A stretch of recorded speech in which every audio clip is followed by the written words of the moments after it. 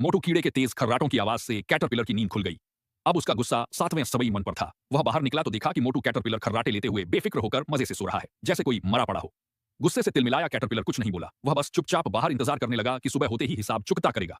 सुबह जैसे ही मोटू कीड़ा नींद से जागा तो कैटरपिलर ने सोचा कि अब वह उससे बात करेगा। लेकिन मोटू कीड़ा ने उसकी ओर देखा तक नहीं, बल्कि सीधा नीचे उतरा और अपनी प्रेमिका से मिलने जा पहुंचा। यह देखकर कैटरपिलर और भी दम उठा। गुस्से में उसने सीधा मोटू कीड़े के घर को ही नीचे फेंक दिया। इतना ही नहीं, गुस्सा कैटरपिलर ने एक एक करके पेड़ से सारे सेब तोड़ डाले। सिर्फ एक आखिरी सेब बचाकर खुश होकर अपने घर लौट आया और गहरी नींद में सो गया, यह सोचकर कि शायद अब उसे सोने में कोई भी परेशानी नहीं होगी। उधर प्रेमिका से मिलकर जब मोटू कीड़ा अपने घर पहुंचा तो उसकी आंखें फटी की फटी रह गईं, क्योंकि अब उसका घर ही गायब था। वह कैटरपिलर से पूछना चाहता था, मगर उसे उसकी आंखों में घमंड और हंसी दिखाई दी। बेबस होकर मोटू कीड़ा ये आंसू पहुंचता हुआ वहां से चला गया। लेकिन किस्मत को कुछ और ही मंजूर था। अचानक आसमान से एक बिजली गिरी और कैटरपिलर का भी घर झलकर जमीन पर आ गया।